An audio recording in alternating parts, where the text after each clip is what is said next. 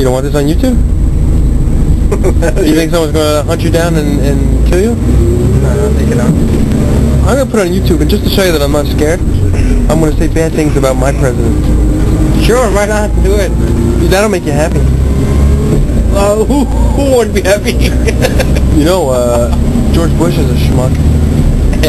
He is a schmuck. Can't get any more retarded, can you? The other day they were showing, probably a few days back on BBC, they were showing when Tony Blair resigned, they were showing the history of his companionship with Bush. Yeah. And they were actually comparing Bush as a president with the rest of the previous president of US. And actually they were, the way they described Bush was something like a retarded, rural, idiotic person from the mid-Texas. Well, as compared to a good visionary president like Bill Clinton, you can say that, or Kennedy. Bill Clinton was a schmuck also. Whatever.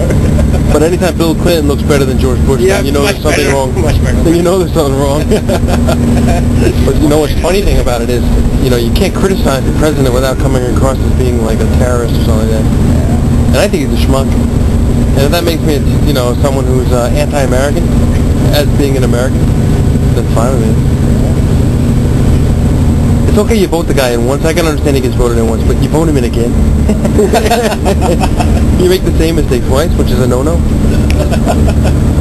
It's like also in the United States, you can't criticize Jewish people or the Jewish cause without becoming across as an anti-Semitic. Yeah. And I don't understand what's the big deal about...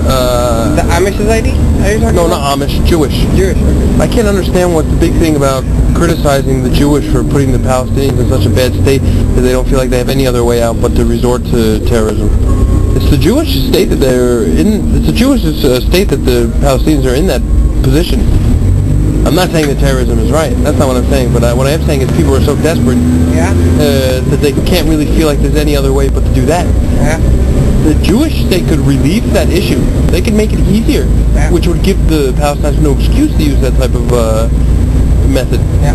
Actually, it's like they don't want to give them breathing space, even the breathing space. Yeah. So if you don't give even the breathing space to anybody, how can you expect a good behavior? Or there will always be a reaction to your action.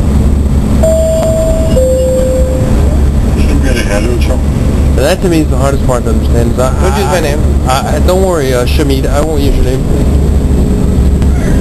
You don't fucking use my name. I didn't use your name, don't worry about it. See, you're even a bit nervous. We think that the CIA is going to come down in a helicopter right now and just pick us up and take us away. The only thing that's going to be left in the bus is the camera. God, how dare you criticize the President of the United States? Oh my God. I don't, you know, every country has their flaws. I just don't understand why mine has such a big flaw. You know, there's a conspiracy that every president in the US has been elected by a CIA. Always the CIA behind the election of the president. Of course. And this conspiracy has given a very clear picture with Bush, you know, because CIA is, you can say, it's the top president in the world. CIA. The funny thing is, if you think about the whole 9/11 thing and all that, you have to say to yourself, why, in God's name, if you really wanted to fight terrorism, would you go into Iraq? Why would you go into Iraq? That's the last country to go into.